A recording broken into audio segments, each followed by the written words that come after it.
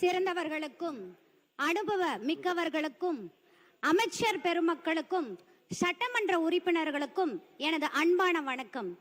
இந்த மாபெரும் சட்டமன்றத்தில் எனக்கு பேச வாய்ப்பளித்த தி மோஸ்ட் பிளசன்ட் பர்சனாகவும் நடுநிலையாகவும் இருக்கக்கூடிய மாண்புமிகு பேரவை தலைவர் அவர்களே, வேறு எந்த தலைவருக்கும் இல்லாத பெருமை எங்கள் தலைவருக்கும் இருக்கும் பண்ணு.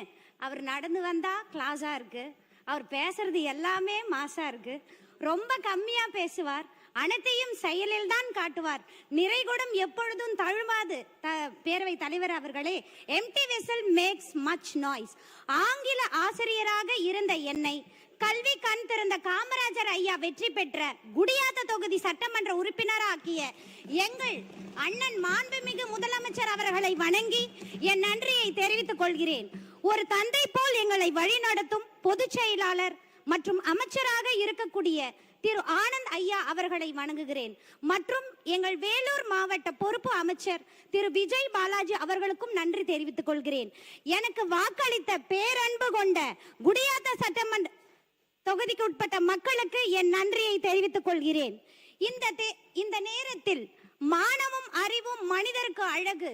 யார் சொல்லியிருந்தாலும், நானே சொல்லியிருந்தாலும், உன் புத்திக்கும் உன் அறிவுக்கும் எது சரியோ அதையே செய் என்ற பெரியார் கருத்துக்களை எனக்கு சொல்லிக் கொடுத்த எனது தந்தை திரு கமலநாதன் ரெவென்யூ டிபார்ட்மெண்டில் விஓ ஆக பணிபுரிந்து லஞ்சம் வாங்காமல் மறைந்த எனக்கு இன்ஸ்பிரேஷனாக இருக்கக்கூடிய எனது தந்தையை நினைவு கூற கடமைப்பட்டிருக்கிறேன். தொலைக்காட்சியில் என்னை பார்த்து கொண்டிருக்கும் எனது அன்னை திருமதி சாந்தாமணி ரிட்டையர்டு அங்கன்வாடி ஆசிரியர் அவர்களை வணங்குகிறேன். ஒவ்வொரு ஆணின் வெற்றிக்கு பின்னால் ஒரு பெண் இருப்பாள் என்று கூறுவார். ஆனால் என் வெற்றிக்கு பின்னால் என் கணவர் உள்ளார். அவருக்கும் இந்த நேரத்தில் நன்றியை தெரிவித்துக் கொள்கிறேன். சட்டமன்றத்தில் இது எனது முதல் உரை. மாண்புமிகு பேரவை தலைவர் அவர்களே, எங்கள் தளபதி பல மாற்றங்களை சமூகத்தில் செய்துள்ளார். இது புகழ்ச்சி அல்ல, மாற்றங்கள். சீரியலில் மூழ்கி கிடந்த குடும்பங்களை சிந்திக்க வைக்க சட்டசபை பார்க்க வைத்த தலைமகனே, கொஞ்சம் மழலையின் முகத்தில் புன்னகையாக பரிணமித்த செல்வனே, வேட்டி துண்டு அரசியலை வெள்ளை காக்கி உடையாக்கி மாற்றிய புதிய தலைவனே, அண்ணல் உடையின் அரசியலை அவையில் அணிந்து காட்டியவனே, பெண்களை கொள்கையில் முன்னிறுத்தி ஆணும் பெண்ணும் சமம் என பெரியார் கனவு நாயகனே, புரட்சி தலைவரின் புகழ் போலே புதிதாய் தோன்றிய புதல்வனே, துருவ அரசியலில் துளையிட்டு தூய்மை அரசியல் படைத்தவனே. சிலர் பதவிக்காக வாழ்கிறார்கள், சிலர் பெயருக்காக வாழ்கிறார்கள், ஆனால் சிறல்தான் வரலாறாக ஆகிறார். அப்படிப்பட்ட தளபதி எங்களோட தளபதி. இப்படிப்பட்ட தலைவரின் ஆட்சியில் என்னை கவர்ந்த திட்டங்கள், நம்மாழ்வார் பெயரில் விருது வழங்கும் திட்டம். இது இயற்கை விவசாயத்தை ஊக்கப்படுத்துவதற்காக.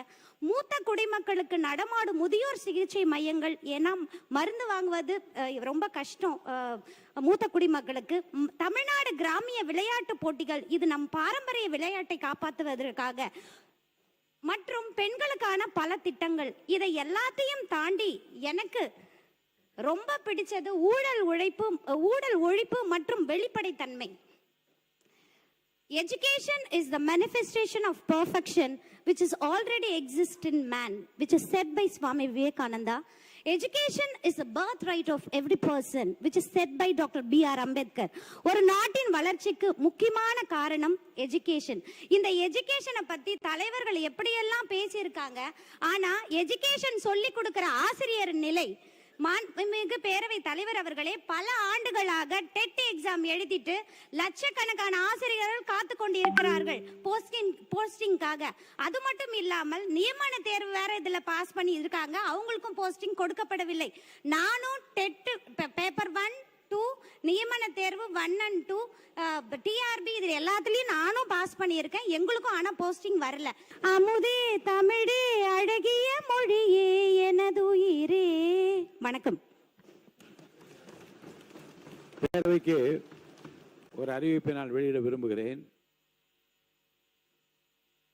விதி எண் 55, 56 போன்ற அறிவிப்புகள் சட்டமன்ற பேரவை செயலாளர் அவரிடமோ சட்டப்பேரவை தலைவரிடமோ தரும்போது அதை அனுமதித்து அதை சட்டமன்றத்தில் நாம் எடுத்துக்கொள்ளலாம், விவாதிக்கலாம்.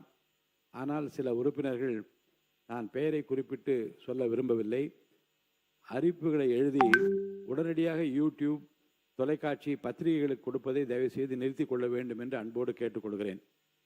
உறுப்பினர்கள் தங்களது தனிப்பட்ட பெயரில் உள்ள முகநூல் பக்கம், ட்விட்டர், எக்ஸ் தளம் போன்றவற்றிலும் அவற்றையெல்லாம் வெளியிடுகின்றனர். பேரவைத் தலைவரால் அனுமதிக்கப்படும் வரை அவற்றை வெளியிடுவது விதிகளுக்கு முரணானது. அது குறித்து பேரவை விதி 36 உட்பிரிவு 5 மிக தெளிவாக குறிப்பிடுகிறது. விதி எண் 36 உட்பிரிவு 5 பேரவைத் தலைவர் அனுமதித்து உறுப்பினருக்கு அனுப்பாத வரை அதனை உறுப்பினரோ அல்லது வேறு எவரோ வெளியிடக்கூடாது. இன்று முதல் தொலைக்காட்சிகள், பத்திரிகைகள், ஊடகங்கள் உட்பட அனைத்திற்கும் சேர்த்தே சொல்கிறேன். அவ்வாறு பேரவை உறுப்பினர் யாராவது இது சம்பந்தப்பட்ட இது போன்ற அறிவிப்புகளை எழுதி தந்தால் பிரசுரிக்கவும் கூடாது, வெளியிடவும் கூடாது. ஆகவே பேரவை விதிக்குட்பட்டு நீங்கள் நடந்து கொள்ள வேண்டும் என்று நான் உங்களை அன்போடு கேட்டுக்கொள்கிறேன்.